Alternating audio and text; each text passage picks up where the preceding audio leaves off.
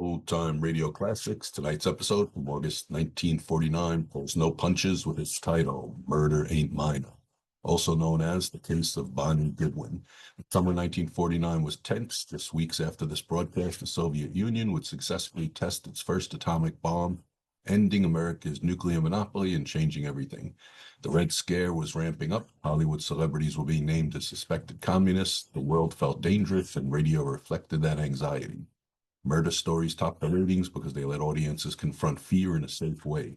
You could experience danger from your living room, knowing the hero would prevail, knowing justice would triumph. In certain times, that certainty was precious. CBS had over 160 affiliate stations carrying Johnny Dollar coast to coast. That meant writers had to craft stories that played in New York and Nebraska alike. The insurance angle helped. Everybody understood the concept of something valuable being stolen or destroyed. What made murder mysteries different on radio was the sound. You couldn't see the body, you heard the scream, the gunshot, the thud. Your imagination filled in details more vivid than any camera could capture. Charles Russell understood that darker material required a steadier hand. He never oversold the drama. Here's Murder Aint Minor. Passed through the pearly gates. This case almost rushed me up there.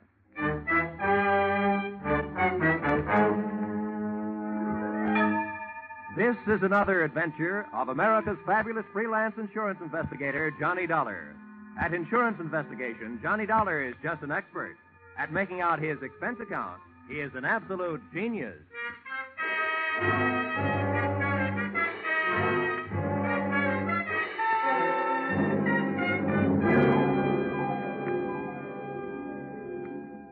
Expense account submitted by Special Investigator Johnny Dollar. To Special Investigator Johnny Dollar. This one's on the house. I wouldn't even bother itemizing it, except that the whole thing is probably tax deductible. The following is an accounting of my expenditures during my investigation of Bonnie Goodwin. Or, she was under 21, but that didn't mean she was involved with nothing but minor vices. Or, murder ain't minor. Expense account, item 1.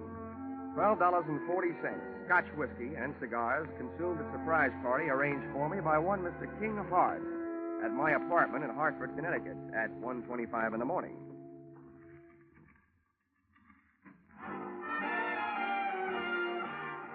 Well, who are you? And which one of us is in the wrong apartment? Neither one of us.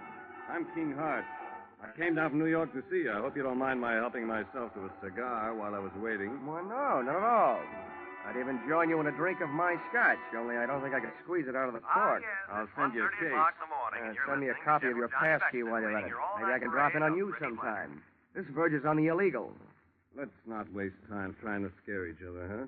Let's talk business. What is your business? Well, that verges on the legal. That's why I need you. In your racket, you're well enough known to do me some good. In mine, I'm too well known to do it myself. Do what? Find a girl for me.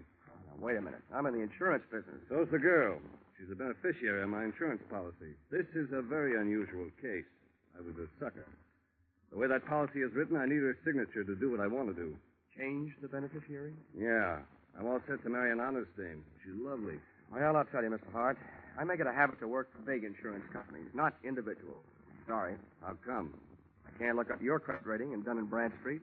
Look it up in this wallet. Go ahead. Don't be bashful. Mm-hmm. Yeah, well, you're solvent. Corners of these bills look like a tally on a baseball scoreboard. 1 run on the first, and then 3 goose eggs. Help yourself. Not so fast. Your money may be okay, but about your story. What about it? Look, there's any number of good licensed private detectives that you could have gone to. Philip Marlowe, Sam Spade, and Richard Diamond. And he would not only have solved your case, he would also sing you a song. Why did you come to me? I thought you had me straight. I don't like detectives. I'm allergic to coppers, pro or semi-pro. So's the girl. Look, Dollar, all you have to do is find the girl, get her signature on the form, and bring it back. Is that so tough? Yeah, my wisdom tooth still finds it a little tough to chew. I'd like to see the policy. Sure, I brought it with me. Here you are.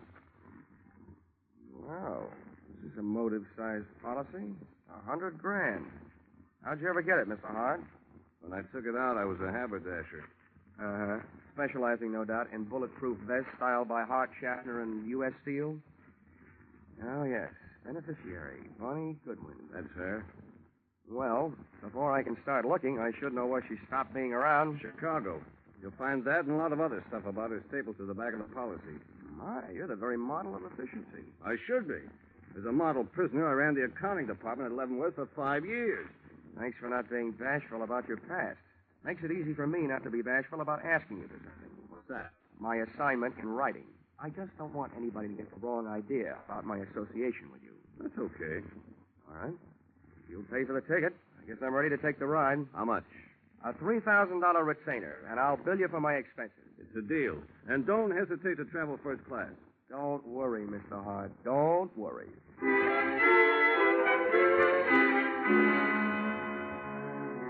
Expense account, item 2, $55.32. Plane fare, Hartford to Chicago.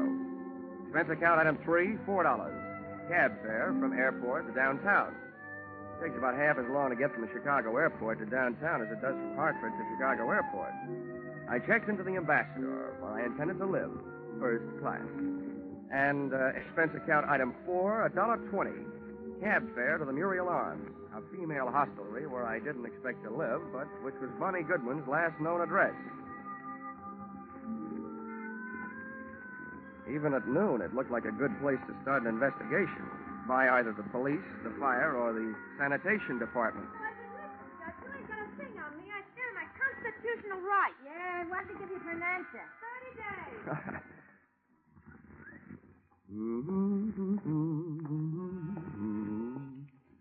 She hasn't called back that before. Hello, Muriel Arms. I'm sorry, Miss Graham left a no disturb until 2:30. Hello, Muriel Arms. Call back after 2:30, please. Pardon me. Muriel Arms. No, she isn't. She'll be back in 5 days. Hey! Yes, sir. Where can I find the room clerk? That's me. Oh, good. I'm looking for a girl who used to live here. Her name's Goodwin. You remember her? Oh, the little princess? Yeah, I remember. I'm trying to forget her. Well, I'm trying to find her. You know where she went from here? No, and I don't care. One of the girls said she saw her hanging around Emma's place. That's over on Rush Street. You'll hear it before you see it. I'm sorry, mister. That's all I got time for. These calls are piling up. Hello, Muriel Arms.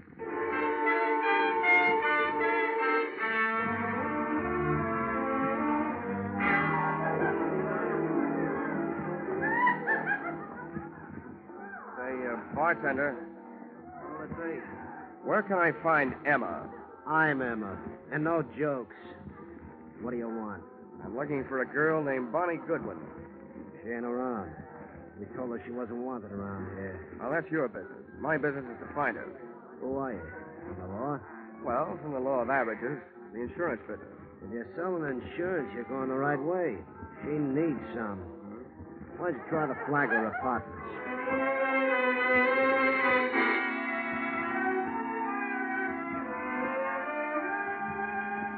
Not only did the Flagler Apartments fail to produce Bonnie Goodwin, but so did about 18 other wayward way stations scattered from the Loop to the far north side. She was an easy girl to follow, but a hard girl to find. One of the things I learned along the trail was that Bonnie's heart was apparently no express train. It made a lot of local stops. And one of the things I was reminded of during the tedious search was a philosophy passed along to me at a tender age by an old Pinkerton operative. He said, being a detective is 90% legwork, just like being a mailman with no address on the letters.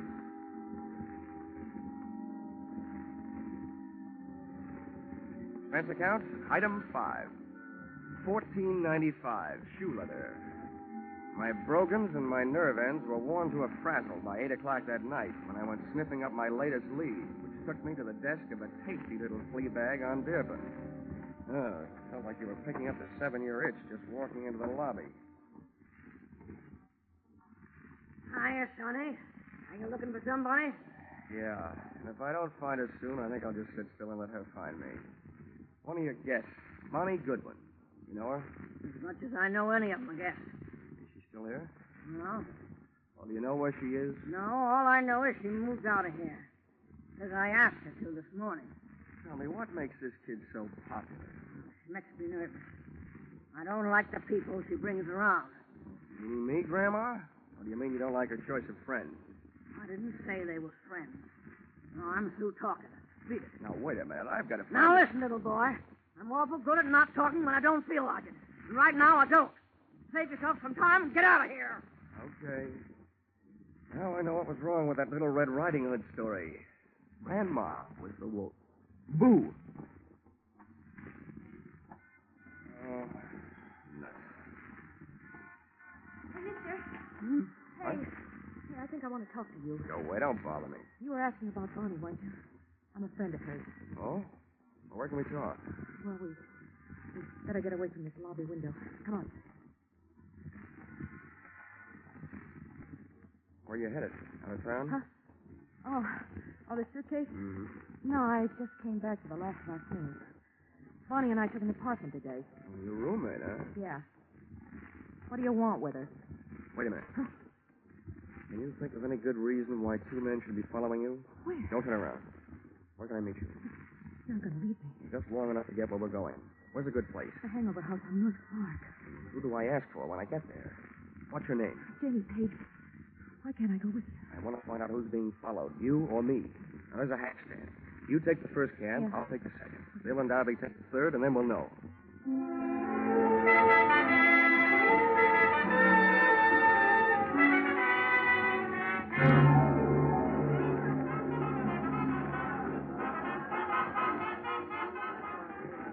What did you find out? Oh, nothing, Janie. Those guys pitched me the biggest curve since Lefty Grove. What does that mean? Oh, we took two cabs, so they took two cabs. One of them followed me, so it figures one of them followed you. Any idea why? Now, wait a minute, mister. First, I got to get you straight. I just picked you up on a hunch because you don't look like the other ones. Who are you, and what do you want with Bonnie? My name is Johnny Dollar. My business? Insurance. Insurance? Who's dead? King Hart? Did I hear a hopeful note in your voice, Janie? Well, is he? Look, in my business, I've learned never to give a definite answer to that question. But, as far as I know, he's still alive. He was when I saw him yesterday. He hired me to find Bonnie because he wants to get her name off his life insurance policy. As simple as that. That skunk. After what he put her through. You can file this question under N for none of my business, but just what did he put her through? He built her way up, and then he dragged her way down. And she's still too good for him, or anybody who works for him. I'm getting out of here. Maybe I told you too much about my business. Just enough. You're trying to help King Hart take away the only thing he left her. If I have my way, she'll never sign away the money from that insurance policy. Good night. This was the first chance I'd had all day to make anything happen. With a little luck, Janie Page was going to finally bird dog me straight to the little chick who had flown so many coops, thus making herself so hard to find. As she started down the 60-foot length of the long, narrow bar toward the back door, I saw two familiar hulks launch out of their chairs up to the front door. They were after her, and too big for me, our opponents from that game of taxi tag. So I set about stopping them. I took advantage of the narrow room, the big crowd, and a little bitty drunk. I hated to do it, but I had to turn the bottle baby into a bottleneck. I hope he was too numb to care. Hey, lay off the little guy. You're minding his own business. I saw it. Well, it's guys like you that give Come on, this let me place like through this here. bad Come on, name. get out of our way. We're coming through. If you like mob scenes, it was a great go-round when it lasted. But it only lasted 40 seconds. And then we got upstaged by some off-scene action out in the back alley.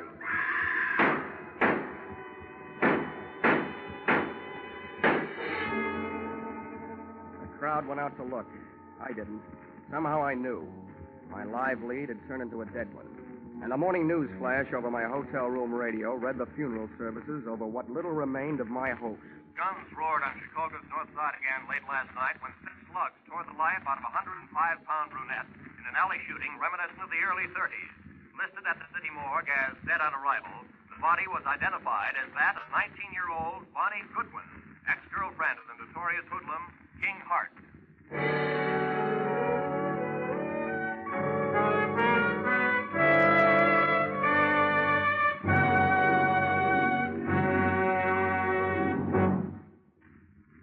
In just a moment, we'll return to the second act of Johnny Dollar. But first, a burly sea captain, a fashion designer, a neurotic young gun collector, and a wealthy socialite. One of them very much dead. These are the elements Police Commissioner Bill Grant faces in his adventure on Call the Police tonight. Join Bill Grant for the thrills of the chase as he sets out to solve the case of the hero's funeral. And then take in Sam Spade's latest two-fisted adventure, well spiced with wisecracks.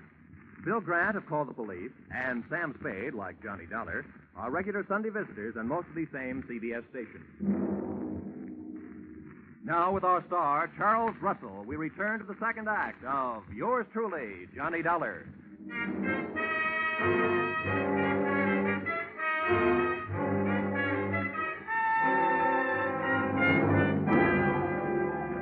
In an alley shooting reminiscent of the early 30s, listed as dead on arrival at the city morgue, the body was identified as that of 19-year-old Bonnie Goodwin, ex-girlfriend of the notorious hoodlum King Hart.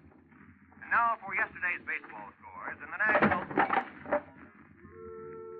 Expense account item 6, $22.50. Replacement of one hotel room radio, which I punched on the dial, after it had told me that the girl I'd been using as a bird dog the night before was really the bird, that I had spent an hour with Bonnie Goodwin looking for Bonnie Goodwin.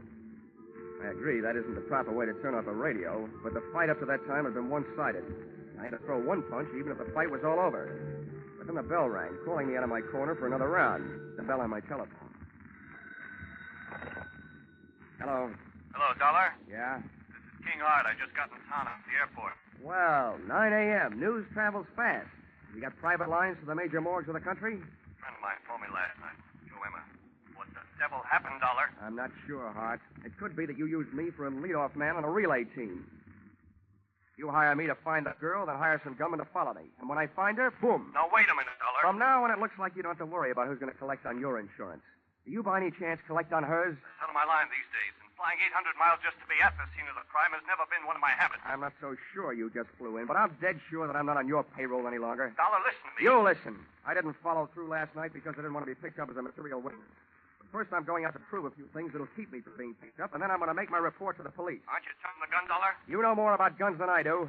But I learned a lot about Bonnie Goodwin while I was tracking her down yesterday. And one thing I learned, I like her kind better than I do yours. There wasn't anybody around to help her last night when she needed it. But I'll bet she had plenty of help making her first big mistake. Probably from you.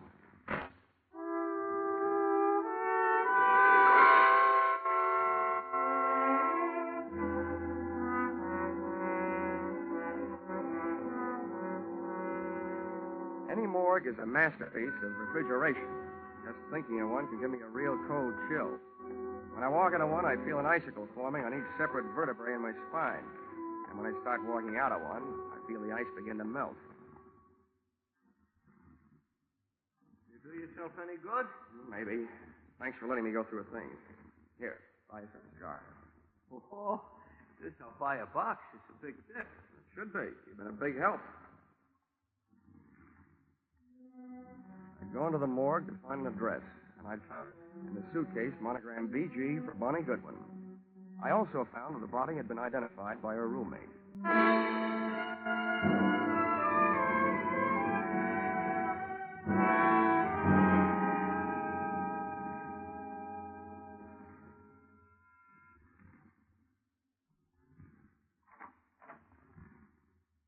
What do you want? I was a friend of Bonnie Goodwin's. I want to talk to you about her. You're no friend of hers. I knew them all. Leave me alone. There's nothing to talk about. She's dead, isn't she? Yeah.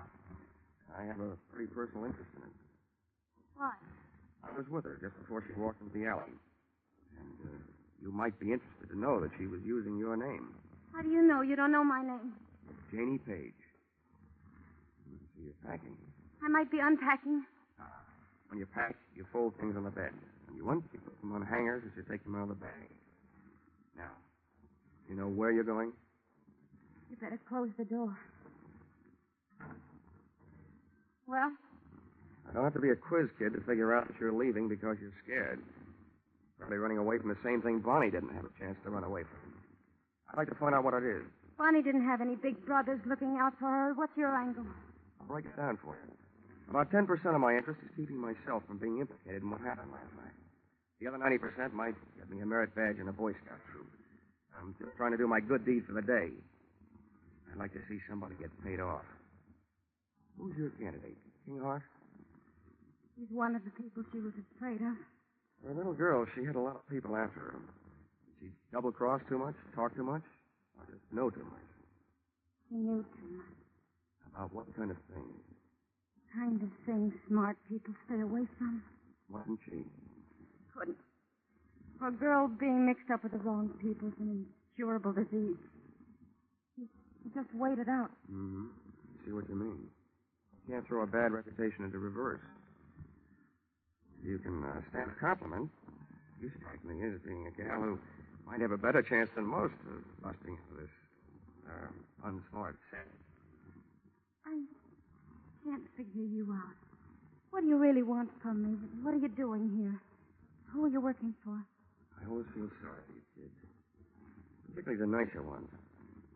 Oh, who knows? Maybe I'm just being selfish. Maybe this is a good chance for me to show off in front of heaven. I'd like to revise those percentages I gave you. From now on, let's call it 10% me, 10% Boy Scout, and 80% you. Well, now that I've cut you in for most of the profits, I'll get some help. I haven't got much to give you, but I think it was King Hart. Why? That insurance policy? That'd be one good reason. And the others? She brushed him. He wanted to marry her, but she brushed him. He was crazy jealous. King Hart claims he was in New York at the time of the shooting. If he can prove it, he's clear. But assuming that he did have some gun work to do in Chicago, who would he hire to do it? A guy named Joe Emma, by any chance? Joe Emma? He'd be more interested in shooting King Hart. They split up over Bonnie Goodwin. Emma wouldn't leave her alone till after Hart got out of town. Is that enough reason for him to kill her? I don't know. I don't know how jealous he gets. There's only one other thing I'd like to know. What? How I'm going to help you. I want to do something more than just help you pack. Hey, how does this sound? You and Bonnie are about the same type, same build, same hair, close enough to confuse anybody in the dark alley. Hey, what have you got going? If I could get a little story published on the first page of the evening paper to the effect that the body in the morgue, originally identified as Bonnie Goodwin, is not Bonnie Goodwin, that it was identified in error and actually is you, Janie Page, I think we could sweat Bonnie's killer out into the open, trying to finish the job. Hey, what are you trying to do to me? I'll get killed. No, you won't, because you won't be waiting here for them. I will.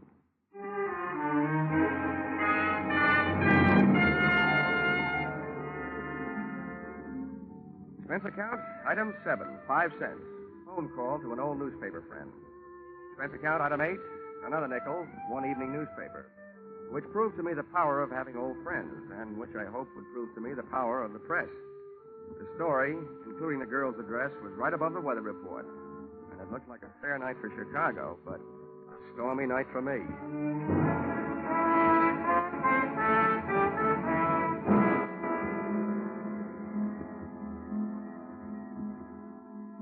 I learned early in my career that when you're waiting in an apartment for the arrival of killers, don't just wait.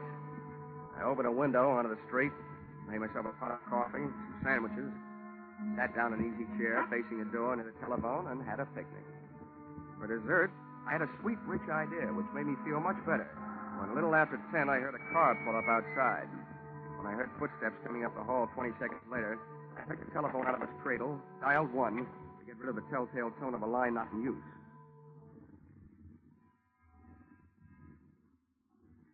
Come on in. It's unlocked.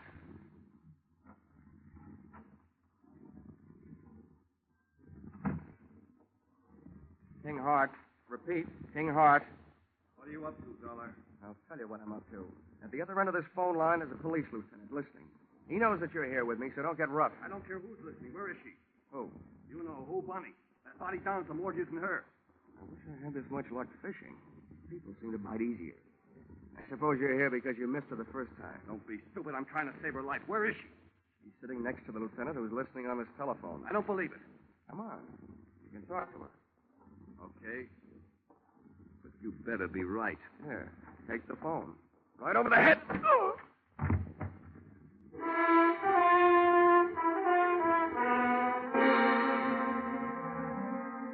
Dragged Mr. King Hart into the living room closet, went back to the phone, and really told the police to tell them that I had their man.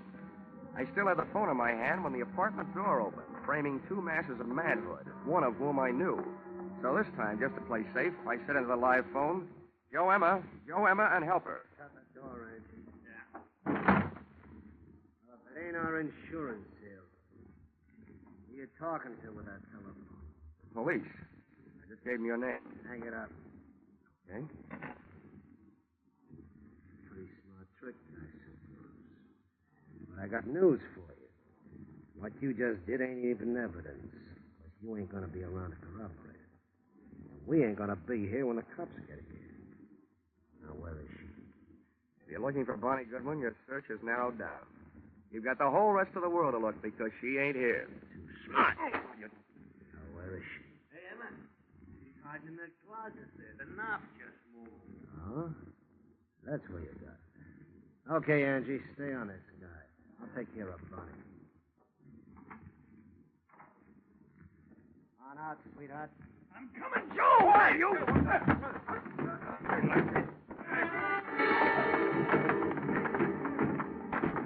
Joe Emma had expected the pleasure of kicking a girl around, but instead found himself being belted around by a man.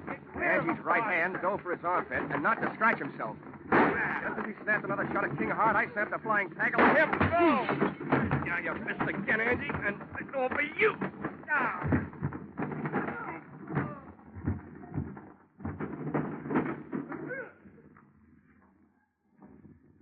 Congratulations, King. It's a delightful right hand you throw. Never mind that. Where's Bonnie? She's dead, Hart.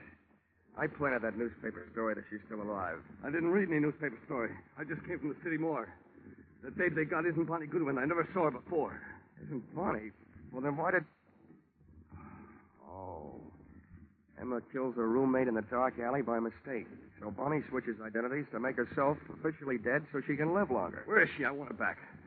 I thought all you wanted was to get her name off that insurance policy. That isn't true. I wanted an insurance investigator to find her. What else could I tell you so you take the case? I want her back. She'll have to make up her own mind about that. For you, I'm not playing Cupid. I'll tell you what I'll do. You tell me all the sweet, pretty things you want to say, and I'll repeat them to her.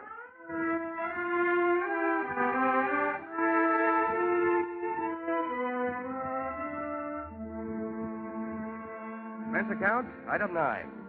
$28.40. Dinner, while repeating all the sweet, pretty things King Hart had wanted to say to Bonnie Goodwin.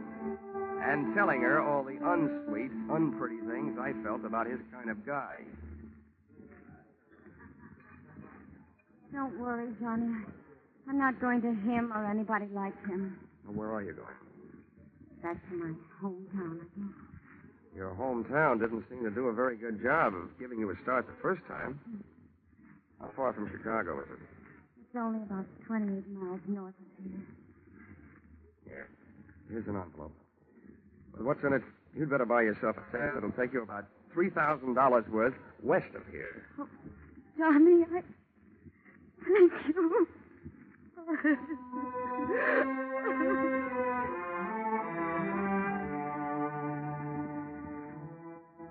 Expense account, item 10, 20 cents. 2 beers, one for me and one for King Hart. I told him that his money was taking Bonnie on a little trip back to happiness. And he told me that if I ever expected to collect any expense money from him, I knew where I could go. Expense account total, $163.55. You'll notice that this is very low, but remember, I'm paying this one myself.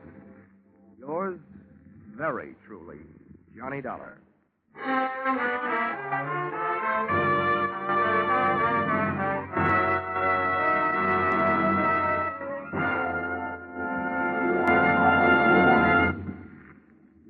Yours truly, Johnny Dollar, directed today by Gordon P. Hughes, stars Charles Russell, with script by Paul Dudley and Gil Dowd. Featured in the cast were Georgia Ellis, Paul Dubov, Martha Wentworth, Lou Krugman, Gene Bates, and Larry Dobkin. The special music is written and conducted by Leith Stevens.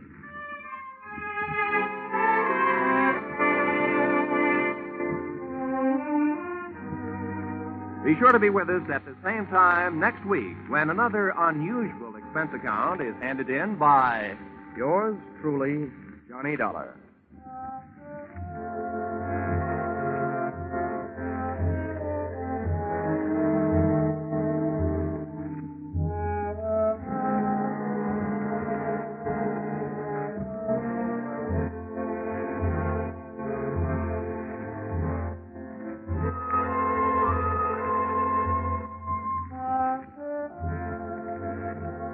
Cheek to cheek, I'm in the mood for love. Isn't it a lovely day? That's what you think. Nope, that isn't just a mixed-up sentence. That's just for the top hits you'll hear on your Hit Parade on Parade tonight. Top hits from 1935. Without a word of warning, I'm on a seesaw. Yes, more hits dressed up in bright new 1949 arrangements and played and sung by the nation's top vocalists and musicians.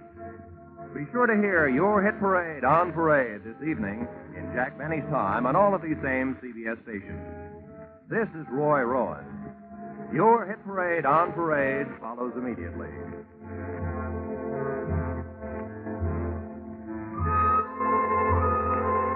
This is CBS, the Columbia Broadcasting System.